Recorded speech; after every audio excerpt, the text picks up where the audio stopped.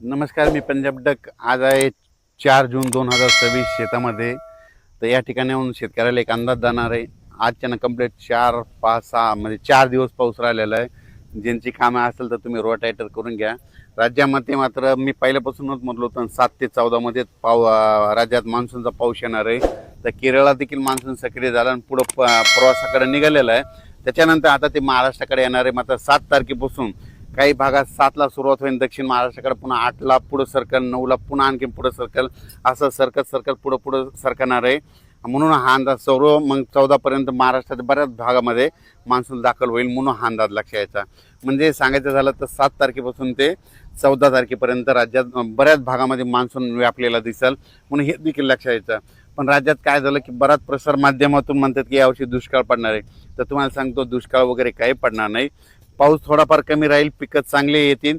मात्र परतीचा पाऊस धुमाकूळ घालणार आहे, त्याच्यामुळे दोन्ही पिकं येणार आहे, रब्बी येणार आहे आणि खरीप पण येणार आहे. त्याच्यामुळे ही शेतकऱ्यासाठी सर्वप्रथम आनंदाची बातमी. पण काय झालं, बऱ्याच प्रसार माध्यमातून म्हणतात की दुष्काळच पडणार आहे. तर तुम्हाला हे सांगत असताना सांगू इच्छितो, यावर्षी पावसाचं जेमतेम सरासरीचं प्रमाण सांगतो कसं पडणार आहे. जूनमध्ये थोडाफार कमी पडेल, पेरण्या होतील, म्हणजे पेरण्या 2 टप्प्यात होतील. एक होतील 7 ते 14 मध्ये होतील आणि नंतर काय होईल 20 ते 30च्या दरम्यान एक पेरणीचा टप्पा राहील. आणि त्याच्यामधून जर काही शेतकरी कोणाची वापसा नसली उरली तर मग 10 जुलै ते 15 जुलैमध्ये तिसरा टप्पा राहील. म्हणजे असे 3 टप्पे पेरणीचे राहणार. पहिल्यापासूनच मी सांगतो, म्हणजे 7 ते 14 मध्ये ज्यांच्याकडे ईदभर ओल गेली तर ते पेरणी करते. आणि त्याच्यानंतर 20 ते 30 मध्ये जिथं पाऊस पडला त्यांच्याकडे ईदभर ओली की ते पेरणी करते. आणि त्याच्यातून काही पाऊस नसला, ट्रॅक्टर नाही भेटलं, डिझेल नाही भेटलं, त्याच्यामुळे जर उरल्या तर 10 जुलै ते 15 म्हणजे असे 3 टप्पे पेरणीचे होते. पण शेतकऱ्याला सर्वप्रथम सांगतो, तुम्ही काय करा, पाऊस पडल्याच्या नंतर शेतामध्ये कुदळ घेऊन जा. आणि कुदळ घेऊन झाल्याच्या नंतर तुमच्या जमिनीमध्ये काय करा, अशी ईदभर ओल गेली, अशी ईदभर की कधी पेरणी करू शकतात. मग काय होतं ना, शेतकरी काय करतात, हे 4 बोट ओल गेली की त्याच्यावर पेरणी करतात आणि तुमची पेरणी फेल जाते. म्हणून चांगली ईदभर ओल गेल्याच्या नंतर, पेरल्याच्या नंतर महिनाभर जरी पाऊस नाही आला तर ते तुमचं पीक उगवतं आणि ते ताशी देखील लागतं. पण शेतकरी त्या भागामध्ये अशी म्हणजे आम्ही असं करतो, पाऊस पडला की आधी शेतात जातो तर जमिनीची ओल तपासतो किती गेली आणि तेव्हाच आम्ही पेरणीचा निर्णय घेतो.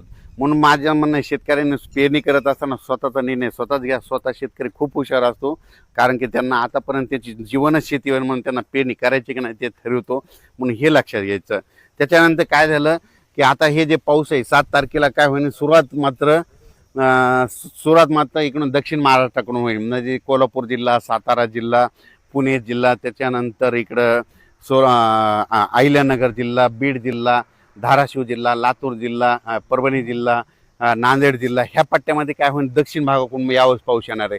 आणि तुम्हाला एक सांगतो, ज्या वर्षी ना दक्षिणेकडून मान्सून येतो, मुंबईकडे ना जाता जर मधातून शॉर्टकट आला तर त्याच्यामध्ये काय होतं, बीड जिल्ह्याला एक जास्त पाऊस पडतो, अहिल्यानगरला एक जास्त पडतो, त्यानं जालना जिल्ह्याला एक पडतो, परभणीला पडतो, नांदेडला पडतो, लातूरला पडतो, धाराशिवला पडतो, सोलापूरला पडतो, सांगली, सातारा, सोलापूर, कोल्हापूर, पुणे ह्या भागात मग जास्त पडतो.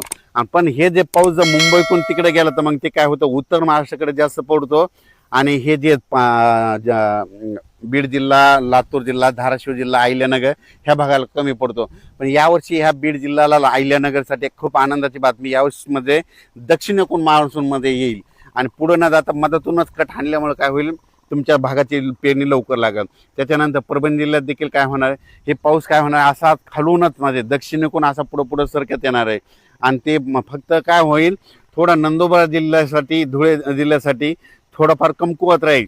पण त्यांना देखील काय होईल, ते मान्सून पुढं आल्याच्या नंतर त्यांना मात्र रिमझिम पाऊस त्यांना सुरू राहील. इकडे पाऊस सुरू झाल्याच्या नंतर त्यांना रिमझिम पाऊस सुरू होईल.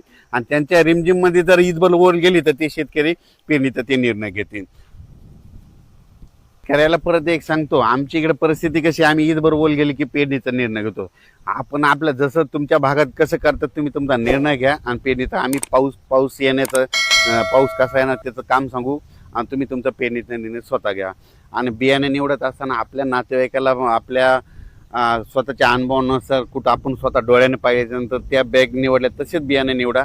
मी देखील आता माझं शेत आहे, यावर्षी माझे 20 एकर सोयाबीन राहणार आहे आणि कापूस देखील राहणार आहे.